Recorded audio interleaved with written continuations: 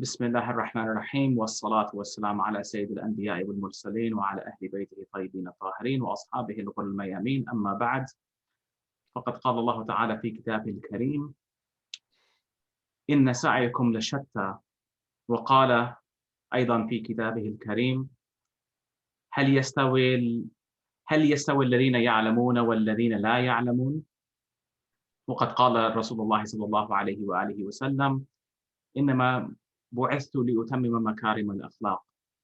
So this is the presentation on sacred masculinity with that question mark at the very end. I am Bilal Muhammad, as you all know, and I'm going to be giving kind of a review of what's become a more popular topic in our circles, and you can see that just from the numbers.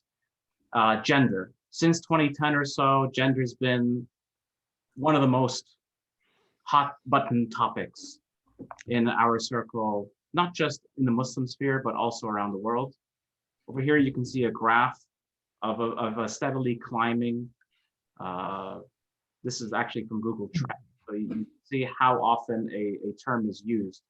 And in this case, gender, it's being used more and more. The term LGBT, I use Google Trends as well. And you can see this is, of course, the acronym. Lesbian, gay, bisexual, transsexual, again, something that's on the rise as a topic of discussion, as a topic of debate, as a topic of exploration, of academic interest.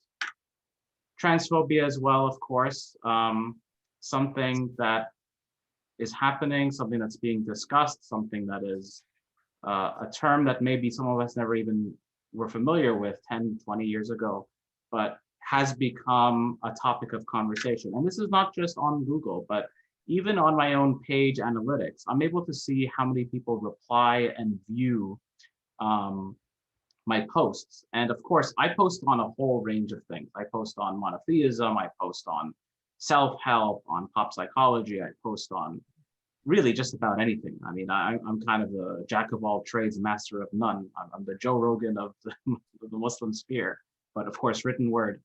And as you can see here, 1 in 6, like if you look at the topics, the ones that are most popular, the one that has 6.5 thousand views or reach, organic reach, compared to all the posts is, of course, the one about Generation Z and about 1 in 6 adults in Generation Z identifying as LGBT. Or for example, this post over here that has 6.9 thousand reach. Compared to the other ones, you know, this one is about how popular customs might affect the sacrifices that we make. And I gave the example of fashion and high heels, something that's very inconvenient and painful. But because it's something that is popular, it sometimes affects the way that we act and the way that we behave and the sacrifices we're willing to make. And the list goes on. I did a post on khimar, it got 43,000 views, while a post on prayer, 1.9 thousand. So you can see that there's this huge discrepancy. And you've actually found that there are actually quite a few Muslim pages and Muslim influencers and Muslim personalities that are increasingly discussing femininity, masculinity, hijab, LGBT, the trans issue, gender. It's a cultural thing. It's a global thing that there's this interest on this topic. And so, of course, today's topic, masculinity. And this is going to be actually a critique, as the description says, of neo-masculinity and identity politics in Muslim circles. So first of all, what is identity politics? Okay. Does anybody know? Does anyone want to share their definition if they have one?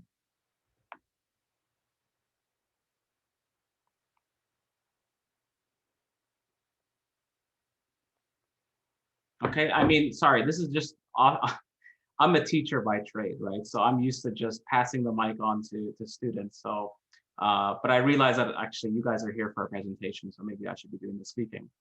But anyway, so identity politics is being able to view political events, economic events, social events through the lens of what you call your identity. And so we can see in the background, there's a feminist identity. So the experience of women in politics or the experience of women in society, what it's like to grow up in the West, in the East, etc., as a woman, or as a gay person, or as a white person, or as a Black person, or as a member of a social class or economic class. So, I mean, that's basically what it is. It's grievance studies. It's viewing the world and trying to discover who you are and what you should be. Of course, our identity, and this is something that I've discussed quite a bit on our page, on my page rather, Mr. Bilal Muhammad, that the identity of a Muslim is not an identity that's rooted in accidents. It's an identity that's rooted in something more transcendental than that. When you think about who you are, I mean, that's a very fundamental question. Who are you? Who am I? Right? And, you know, you might say that, well, I'm Syrian, I'm Canadian, but is that something that's an accident, or is that essential to who you are? Is there a time before you got the Canadian passport or citizenship? Is there a time where perhaps you weren't belonging to us, where maybe the borders of a certain nation have changed? In which case your identity would be something else. Well, then you might say, well, I identify as my sexual orientation. But did you always have that sexual orientation? Were you always sexually active, even as when you were a child? You know, this is an important question when thinking about who you are on a fundamental, essential level. You might say, well, I'm a human. That's my identity. I'm a humanist. But even then, was there not a point where you were an embryo, a sperm, a zygote? Is there not going to be a point at some point where you're going to be a corpse? You know, so really when you get down to the most essential level, you are a creation. You are a creation. That's something that you always are going to be. It's something that you've always been, and it's something that you cannot get out of. You are limited in that. Okay, you're limited in the space that you can take. You're limited in the directions that you can go. You're limited in your strength. You're limited in your weight. You're limited in your height. You're limited in your knowledge. You're limited in your power. And that's the fundamental truth that Islam as a process brings us towards. It brings us towards real, true knowledge of self. And the self is in contrast to the creator, where I might have a limited power, but Allah subhanahu wa ta'ala is Al-Jabbar, Al-Qawi, the one who is powerful, the one who is exercising that power. I might be knowledgeable or not knowledgeable, but I am not Al-Alim, right? That is Allah subhanahu wa ta'ala. He is the all-knowing. I might be able to see and listen, but I'm not Al-Sami' Al-Basir. And so our limits, our confines only highlight the excellence and the majesty of Allah subhanahu wa ta'ala as a creator. So that's kind of the essential Muslim identity. And it's represented in submission. It's represented in accepting who you are, accepting that you can't be everything at the same time. You can't be bigger than life. Life has a beginning and life has an ending. Your creation has a beginning and your creation has an ending. We all have a height and a width. Okay? And that without Allah subhanahu wa ta'ala, we would not exist, we would not subsist, and we would not be able to take a further step.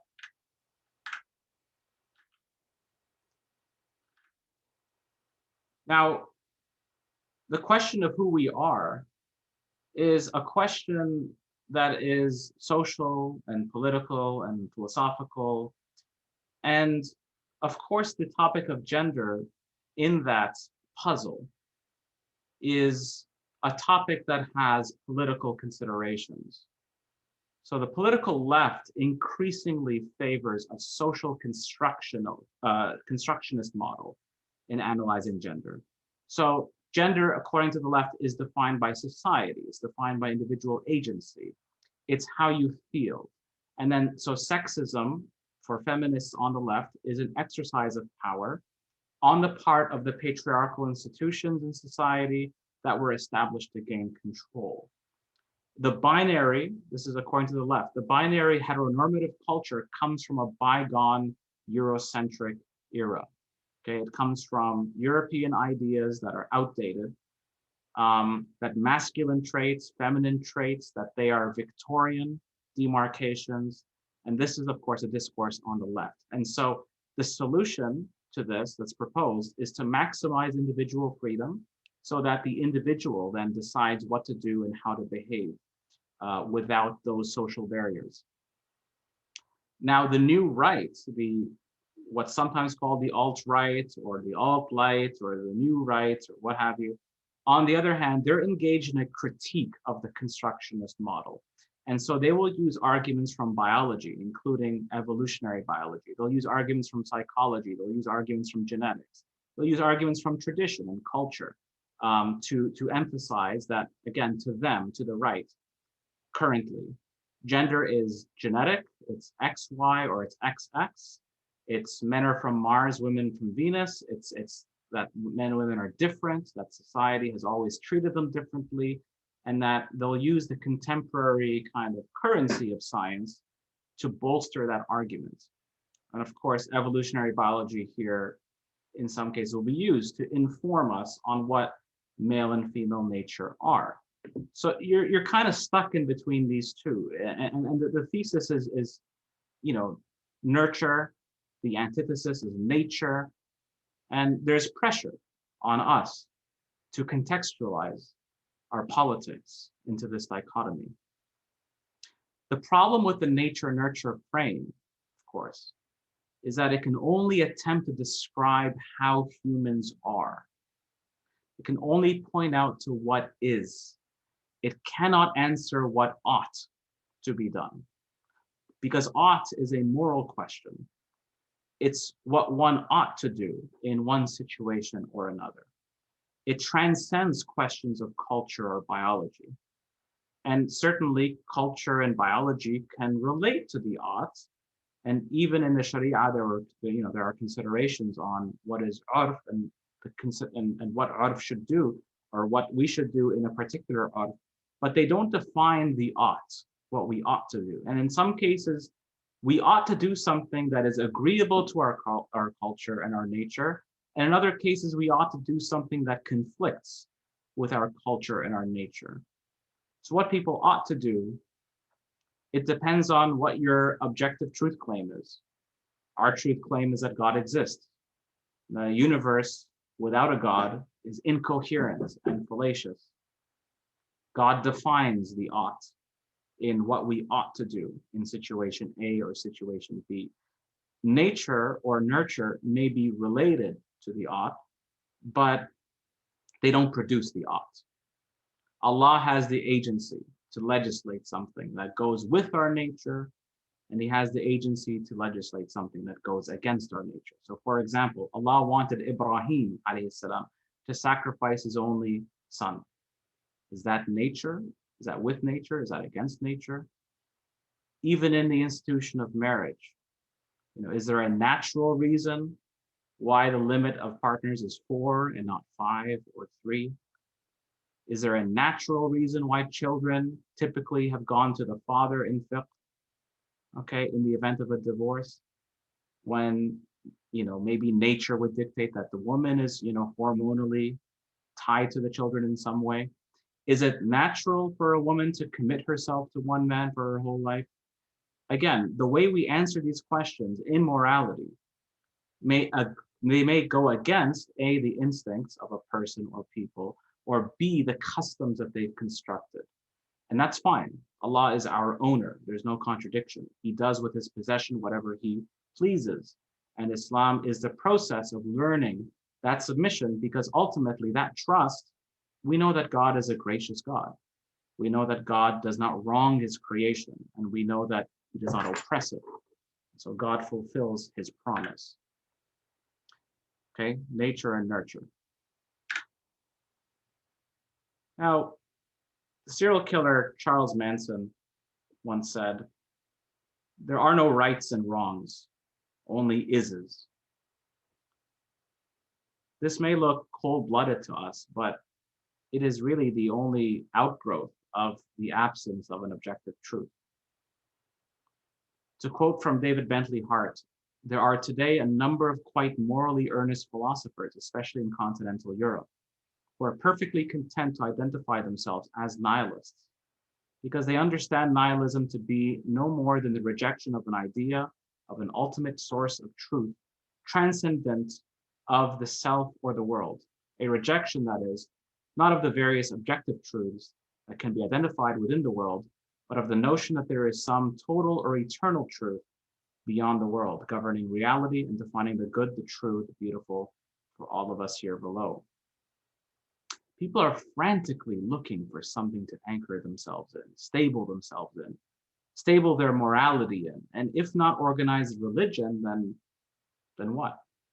Maybe the harm principle.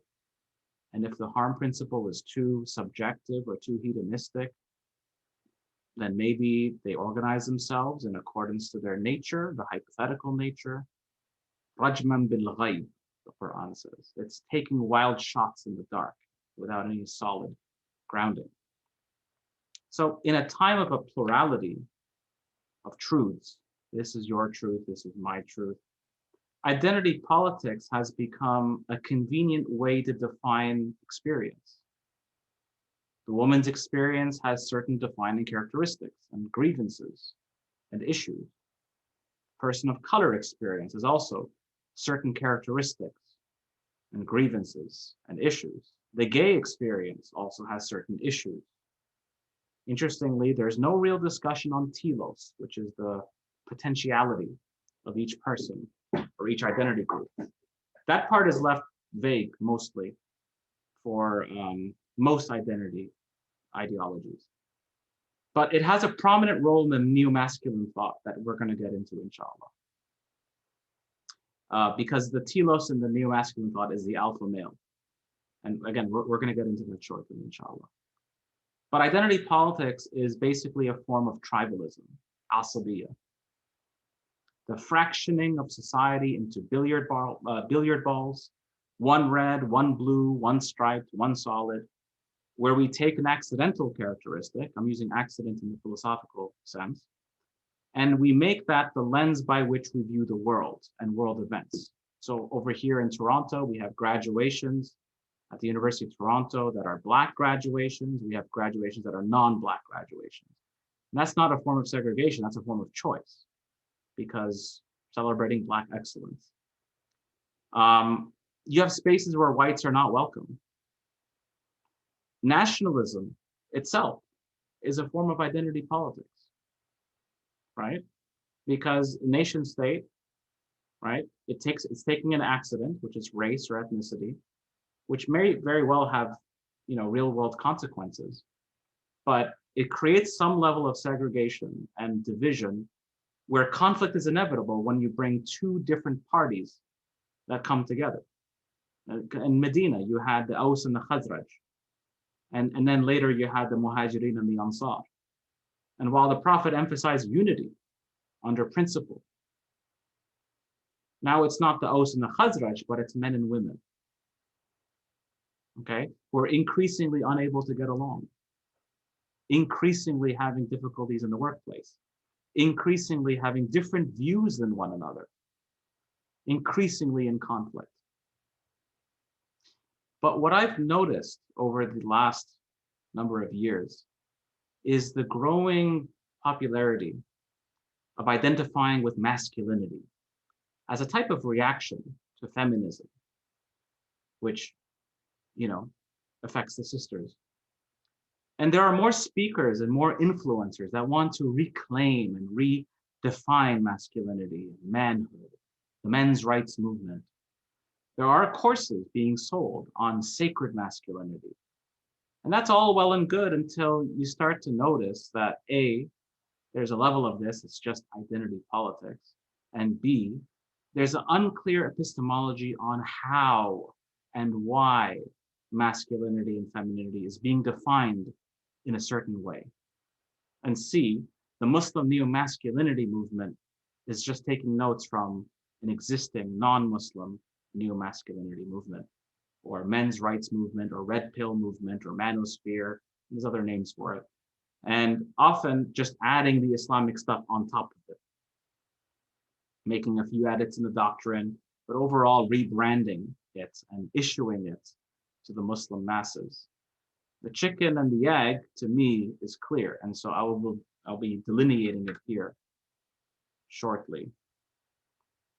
Of course, the Prophet ﷺ warned us about following what the previous nations had done. لَتَتَبَّعُونَ سُنَّةَ مَنْ كَانَ قَبْلَكُمْ بَاعًا بِبَاعٍ وذراعا بذراع وشبرا بشبر حتى لو دخلوا في جحر ضب دخلتم فيه. You will certainly follow the ways of those who came before you, arm's length by arm's length, forearm's length by forearm's length, hand span by hand span, until even if they entered a lizard hole, you will enter it too. And they asked, who, the Jews and the Christians? And he said, who else? Alayhi salatu wasalam.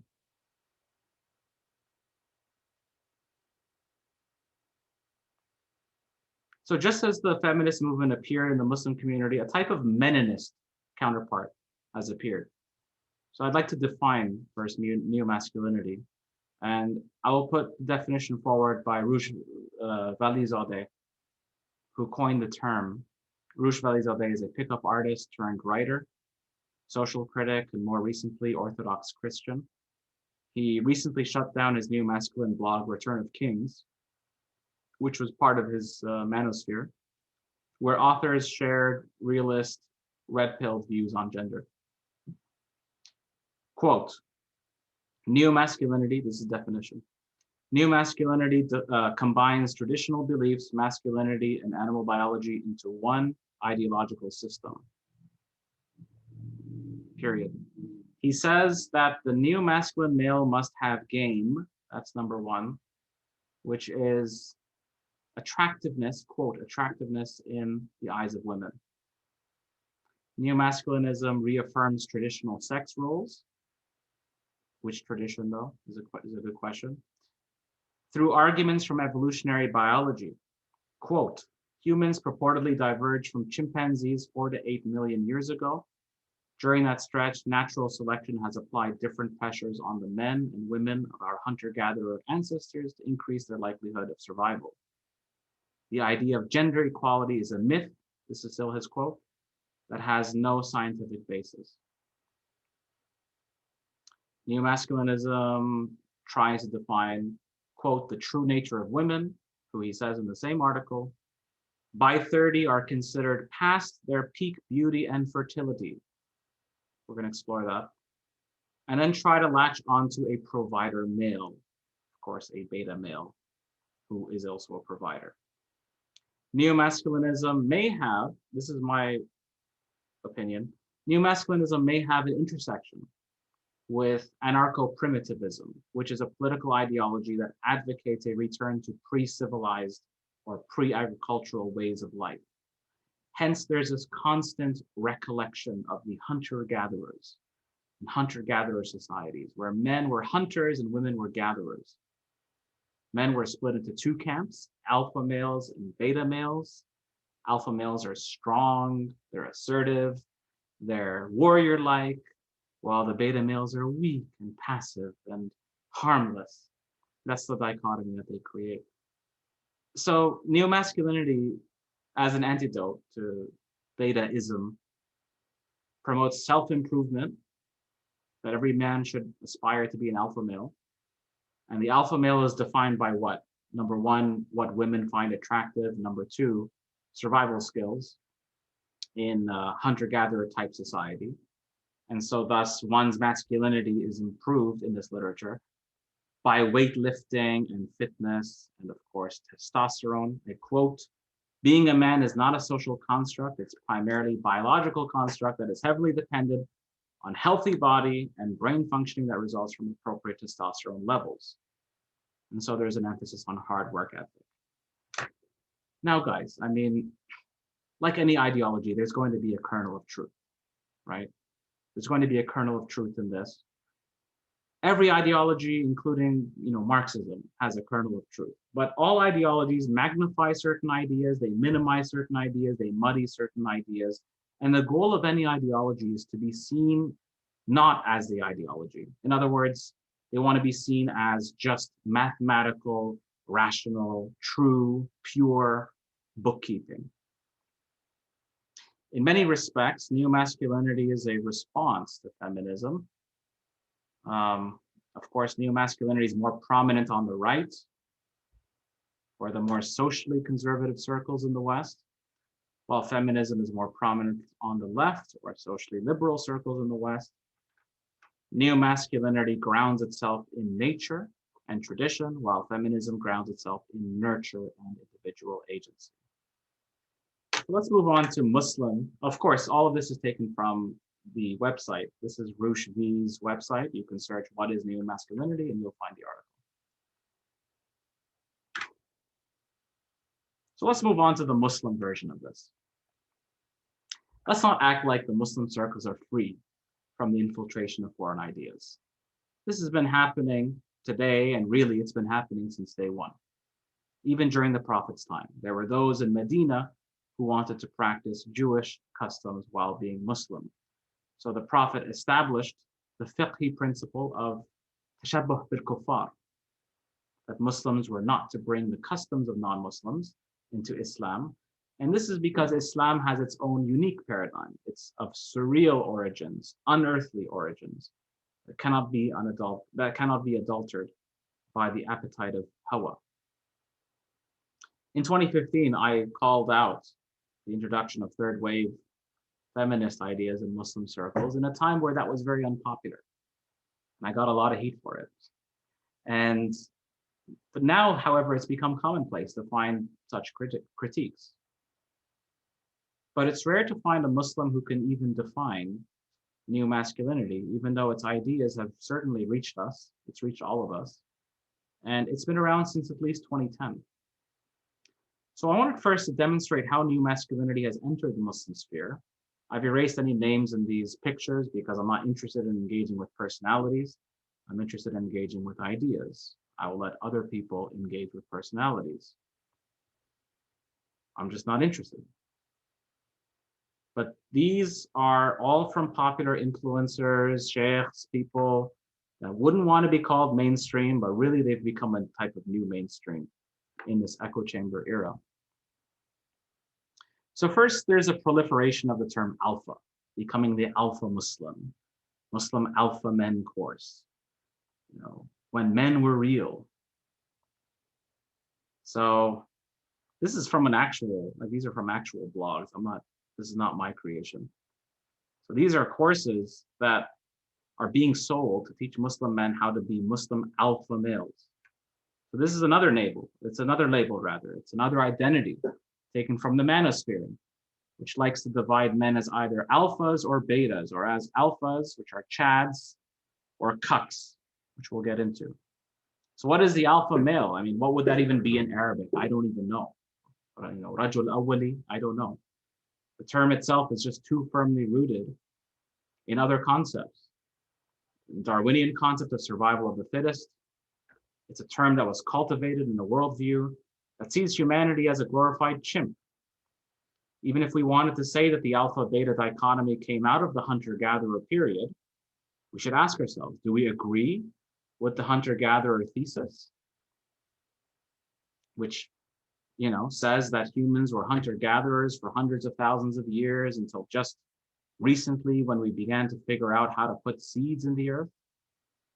Because even in archaeology, even in the last 10 years, we don't have much time to get into it, but there's new evidence that makes civilization much older. We don't even have time to discuss it, but you can look up the Younger Dryas impact hypothesis, which is a proposed cataclysmic event that happened roughly 13,000 years ago, which may have ended an existing civilization.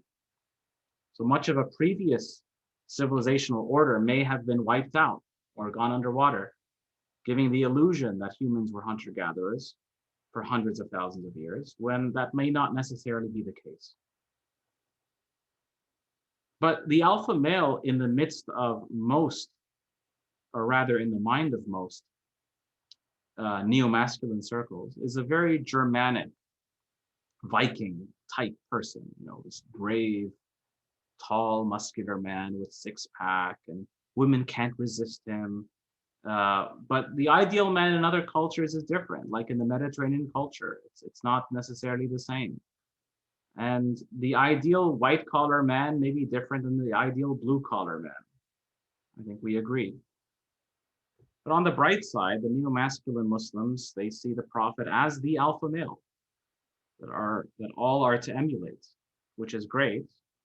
But A, they've engaged in a selective reading of the Prophet, which highlights certain aspects of his character and minimizes certain aspects of his character, which is the same thing that feminists do with the Prophet. So it brings us back to square one. And anecdotally,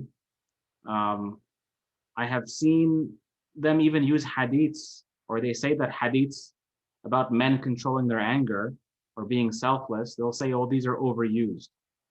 When really there's no such thing as an overused ayah. There's no such thing as an overused hadith. Any ayah or hadith that we can manifest is great.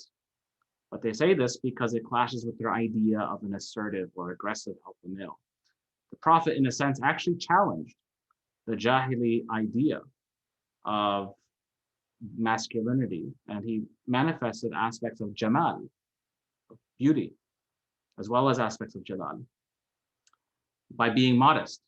He had haya, he had khushu', he has hilm, so he was forbearing, he had sabr, so he was patient, he was sweet, he was beautiful, he was devotional, so submissive to Allah. Some have tried to restore the balance by selling courses like this one, the Spiritual Warrior Program. For a low, low price, this Sayyid will teach you how to be a man. The problem, of course, is that it is a confused amalgamation of Jungian psychology. You can see it in the description. Lover, Magician, Warrior, King. That's a book by Douglas Gillette. And again, the archetypes in psychology, they deal with is, not ought. Because psychology as a discipline is so intertwined with biology, with evolution. This Celtic knot t-shirt, ironically, is a unisex shirt as well. Of course, this program also brings aspects of the Sira and, of course, weightlifting. So the question becomes, what's the chicken and what's the egg? What are the presuppositions that are had when a program like this is created? And are we just Islamizing stuff rather than building it from the ground up? This next slide is an actual event that took place, feminism versus masculinism. I wish I was making this up. Next, the manosphere has its own terminology and phrases that it uses, like any movement or religion. Basically, anyone that challenges their ideas is called a cuck. The word cuck comes from the English word cuckold, which could be a verb, but not just a noun. It is an ancient word, but the word came back and used popularly on the internet in 2014 on 4chan. And ever since then, any man that takes a softer approach on women is called a cuck. Cuckoldry, of course, is something real, discussed in hadith. Okay? ثلاثة قد حرم الله عليهم الجنة مدمن الخمر والعاق والديوث الذي يقر في أهله الخبث. There are three whom God has forbidden paradise: one who's addicted to wine, an undutiful son, and a cuckold who agrees to his womenfolk's adultery. So the concept is Islamic, but the usage of the concept in application today is exactly how the neo-masculine movement uses it. So in this slide, a Muslim influencer uses the word dayuth to describe Muslim mosques with COVID-19 restrictions. In this context, the influencer is saying that these Muslims are unmanly. And since they're unmanly, they are cucks. But logic follows that if such a person really is a dayuth, then they won't enter paradise. So really more caution needs to be used before these terms are used. Because when you call someone a dayuth, you're damning them to hell. Okay, so, I mean, they're using this interchangeably in the way that 4chan users are using it. So is this really Islamic? And now there's this event, which It's actually happening today, coincidentally, on masculinity. This sheikh's lecture I actually called, "What Do Women Want in a Man?" Again, having game is important to the neo-masculine movement. And so they teach you how to mold yourself to being the ideal, attractive man to women. Just gonna let somebody in. But how Islamic is that thesis? That you should just be attractive? Because really the Islamic goal is, what does Allah want in a man? What women want in a man is, again, nature, nurture. It's not ought, it is. We live in a culture where following Islamic rulings may be unattractive rather than attractive. We may have to be okay with that. The hijab laws, for example, detract us from the opposite sex. Even inside a marriage, you may have to do things out of principle that your wife or husband may not find attractive. So really, we don't need a Dr. Phil, what do women want approach. We need, what does God want? Whether people like it or not, or find it attractive or not. The sheikh, of course, is a man, but maybe he's reporting based on what he's heard and experienced from women. I don't know. That's not the real problem.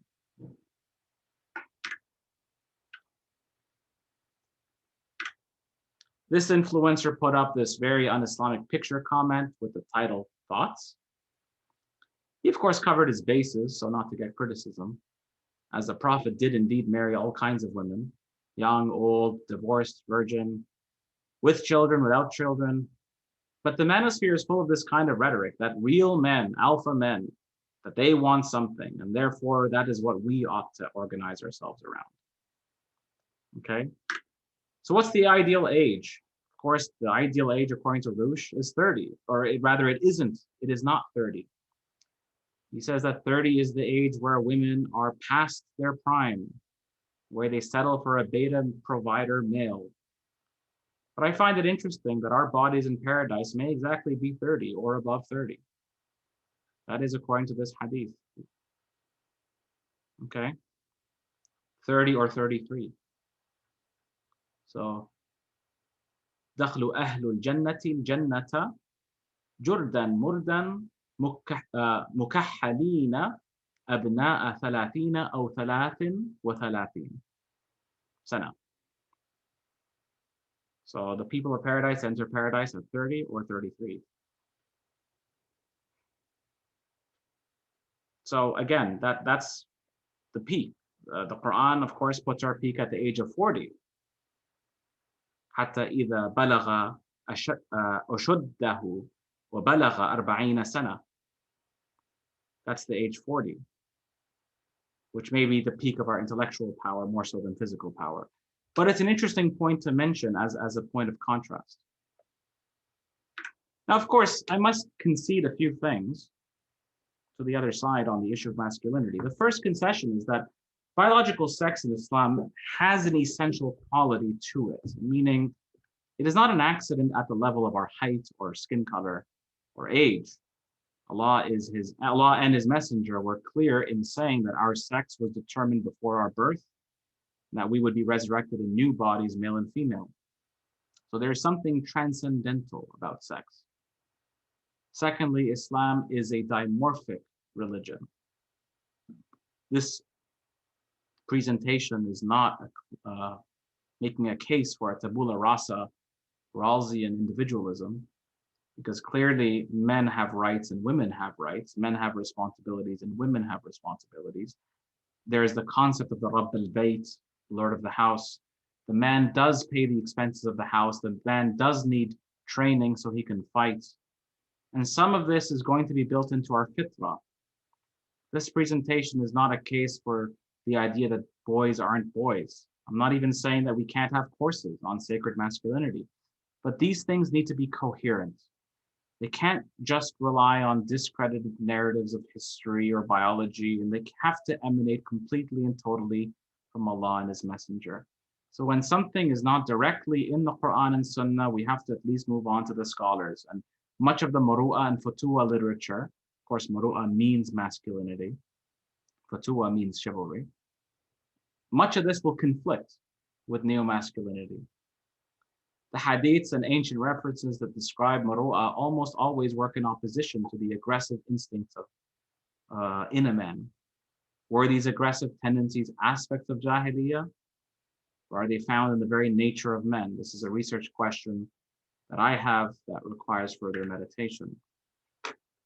The Prophet ﷺ said, إِنَّمَا بُعِثْتُ لِأُتَمِّمَ مَكَارِمَ الْأَخْلَاقِ. Surely I've only been sent so that I may perfect noble character. To end off, I have a hadith from Imam as-Sadiq alayhi salam, where he says, إن الله تبارك وتعالى خص رسول الله صلى الله عليه وآله بمكارم الأخلاق فامتحنوا أنفسكم فإن كانت فيكم فاحمدوا الله عز وجل وارغبوا إليه في الزيادة منها فذكرها 10: اليقين والقناعة والصبر والشكر والحلم وحسن خلق والسخاء والغيرة والشجاعة والمروءة. So he said, Allah distinguished his messenger, peace and blessings be upon him and his family, with noble characteristics, makarim al-akhlaq. So test yourselves, and if you have some of it, then praise Allah and wish for him to increase it in you. They are certainty, contentment, patience, gratitude, forbearance, beautiful character, generosity, protectiveness, courage, and chivalry. أقول قولي هذا واستغفر الله لي ولكم إنه غفور رحيم. استغفر الله استغفر الله استغفر الله. So, inshallah, we're going to just move right along, and we're going to have Brother Asadullah speak.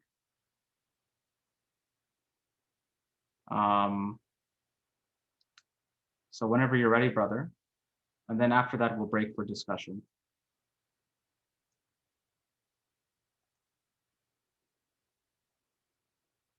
Are you still with us?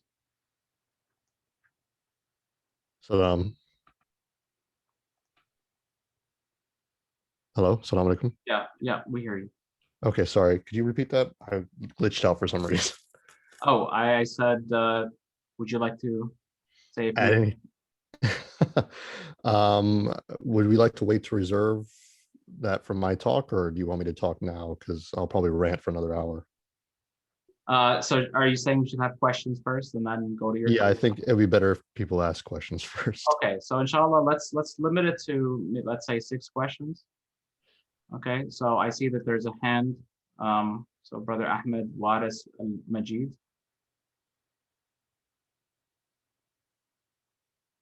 Did you have your hand up?